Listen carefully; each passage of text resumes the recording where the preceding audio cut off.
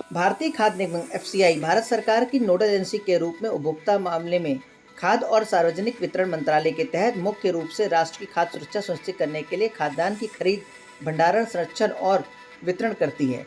उत्तर प्रदेश में भारतीय खाद्य निगम के क्षेत्रीय कार्यालय ने खुला बाजार बिक्री योजना घरेलू के तहत आटा मिलों, व्यापारियों पैनल में शामिल थोक खरीदारों, गेहूं चावल उत्पादों के निर्माताओं से खुला बाजार बिक्री योजना के अंतर्गत ई नीलामी के माध्यम से अपने विभिन्न डिपों में भंडारित गेहूं और चावल की खरीद के लिए बोलियां आमंत्रित की हैं। एफसीआई की ओर से मेसर्स एम जंक्शन द्वारा प्रत्येक बुधवार को ई नीलामी आयोजित की जाएगी, जिसके लिए निविदा शुक्रवार को अपलोड की जाती है। का पर्पस प्रोक्योरमेंट का, स्टोरेज का, डिस्ट्रीब्यूशन का भी है। इसके अलावा मार्केट प्राइसेस को रेगुलेट करने के लिए भी एफसीआई कार्य करता है। उसी के अंतर्गत ये ओपन मार्केट सेल स्कीम में हम गेहूं और चावल बेचते हैं। तो इस बार भारत सरकार ने ये देखा कि कीमतें ना बढ़ें और सभी भारतवासियों को पूरे देश के अंदर गेहूं और चावल सस्ते मूल्य पर उपलब्ध है। इसके अंतर्गत अभी से हमने जून के महीने से ही ओपन मार्केट सेल स्कीम के अंदर वीट और राइस को अपलोड करना शुरू कर दिया है। इसके अंदर हर वेडनेसडे आपके फ्राइडे टेंडर होते हैं और हर वेडनेसडे उसका ऑक्शन होता है। तो हर हफ्ते ये टेंडर होते हैं। अभी तक हम गेहूं के अंदर 3 टेंडर कर चुके हैं और राइस के अंदर 2 टेंडर कर चुके हैं। तो जैसे गेहूं के हमने 3 टेंडर किए, तो पहले टेंडर में करीब 10,000, दूसरे टेंडर में करीब हमारे को 15,000 और तीसरे में 24,000 मेट्रिक टन का हमने ये इशू किया वीट। और इसी के अंतर्गत देखा गया कि मार्केट प्राइस जो 2400 तक पहुंच गया था वो घट के 2250 तक आ गया। तो जिस तरीके से इस बार इसकी स्कीम के अंदर 2-3 मुख्य खासियत बातें ये हैं कि जो मिनिमम बिडिंग है वो 10 मेट्रिक टन की है और जो मैक्सिमम बिडिंग है वो 100 मेट्रिक टन की है। 100 मेट्रिक टन से ज़्यादा हम एक बिडर को नहीं दे रहे हैं। तो एक प्रदेश के अंदर एक बिडर जो है 100 मेट्रिक टन ही बिड कर सकता है।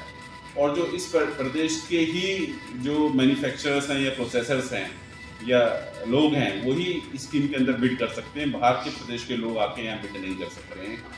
ये भी इसके अंदर एक मुख्यतः बात है। और ये सब एक वैल्यू जंक्शन पोर्टल है हमारा, उसके अंतर्गत ये सब स्कीमें चालू होती हैं और हमारी बिडें खुलती हैं। और इसके अंदर जो हमारा रेट है बड़ा ही जो हमारा FAQ राइस है वो 2150 के रेट पे वीट है और जो URS वीट है वो 2125 रुपये पर कुंटल पे है और राइस जो है 31 रुपये पर कुंटल पे बेचा जा रहा है। तो वीट का रेट तो आप देखेंगे कि बड़ा 2125 और 2150 से बड़ा कम रेट है। और जिससे कि आने वाले समय में और ये स्कीम चालू रहेगी हमारी, हर हफ्ते हम टेंडर करते रहेंगे जिससे कि हम मार्केट में अपना स्टॉक अपलोड कर सकें। और लोग एक्चुअली इसका स्कीम पे पीछे एक और महत्व है कि लोग होर्डिंग ना करें, सिस्टम में ट्रांसपेरेंसी आए। इसलिए भी गवर्नमेंट ऑफ इंडिया ने स्टॉक डिस्क्लोजर भी इसमें लागू किया है कि लोगों को अपना स्टॉक डिस्क्लोज करना पड़ेगा, कितना वीट का स्टॉक है उनके पास।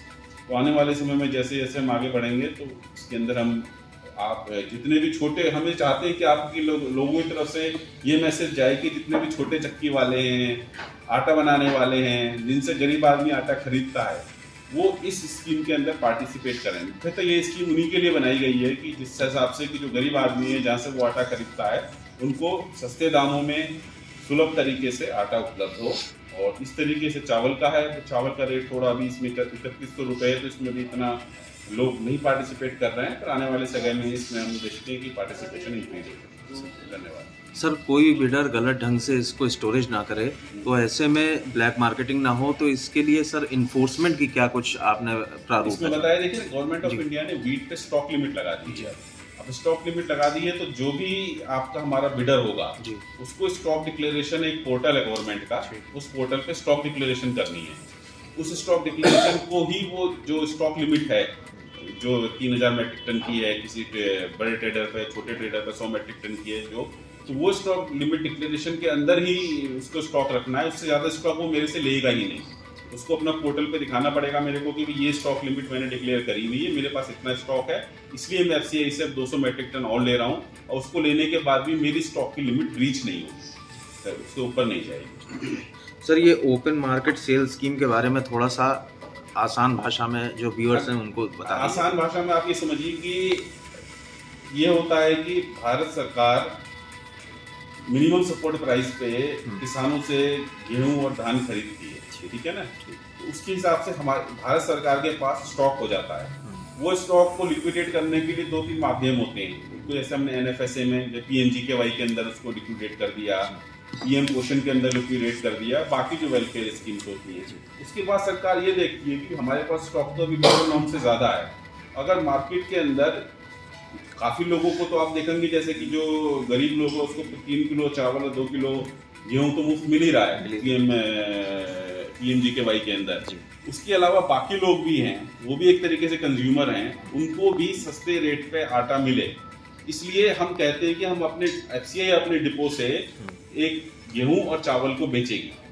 उस बेचने के लिए एक तरीका बनाया गया है कि पहले तो ये होता था कि लोग आते थे मैनुअली सब होता था।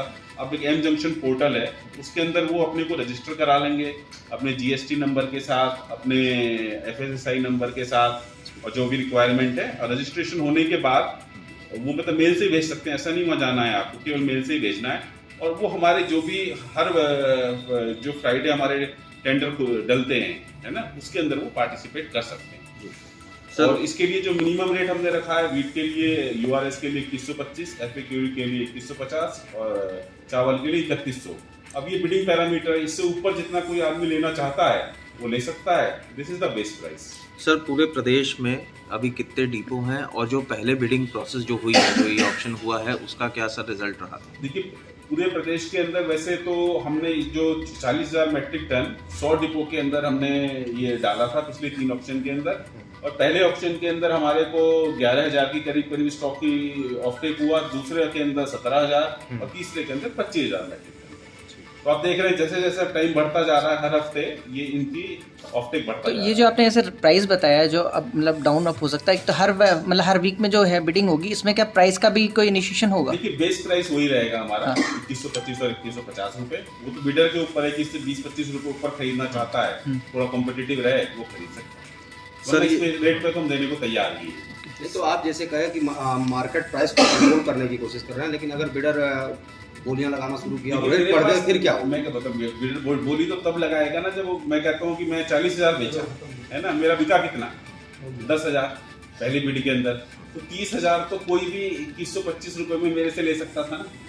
इसका मतलब क्या है कि बाजार के अंदर डिमांड नहीं है। अगर बाजार के अंदर डिमांड होती और रेट ज्यादा होते तो लेता। तो ये कि हम तो सफिशिएंट क्वांटिटी ऑफलोड कर रहे हैं जिससे कि अवेलेबिलिटी बनी रहे। और देखिए इसका बेसिक पर्पस तो ये है कि होर्डिंग ना हो, जो आदमी होर्डिंग करते हैं वो ना हो, और ट्रांसपेरेंसी बने रहे सिस्टम के अंदर, रेट कम रहे। सर अभी जो महंगाई है ये फ्लोर और ये जो आटा और चावल में, तो ये इसका मुख्य कारण सर क्या है? देखिए महंगाई आटा चावल में आप देखेंगे तो बिल्कुल नहीं है ना। अगर इसमें आप देखेंगे पिछले साल कुछ दिसंबर में थोड़ा रेट ज्यादा बढ़े थे, तो आज की डेट में तो मार्केट में 2250 के अंदर गेहूं मिल रहा है और 27-28 रुपए के अंदर नॉर्मल चावल मिल रहा है, ठीक है ना। तो ऐसा नहीं है कि कोई महंगाई है। देखिए महंगाई तो इस मौसम में सब्जियों में आ जाती है बरसात की वजह से। अदरवाइज आप जो गेहूं और चावल की बात करेंगे उसमें कोई भी महंगाई नहीं है, और महंगाई हो भी ना, इसी के लिए ये ओपन मार्केट सेल स्कीम है कि आने वाले समय में भी महंगाई हो ही ना, बिल्कुल ही जो आम जनता की खाने की चीजें हैं उसके लिए भारत सरकार, हमारे प्रधानमंत्री इतने प्रतिबंध हैं, इसलिए पहले से ही हमने स्कीम हर हफ्ते चालू करी हुई है गेहूं और चावल के लिए। ठीक।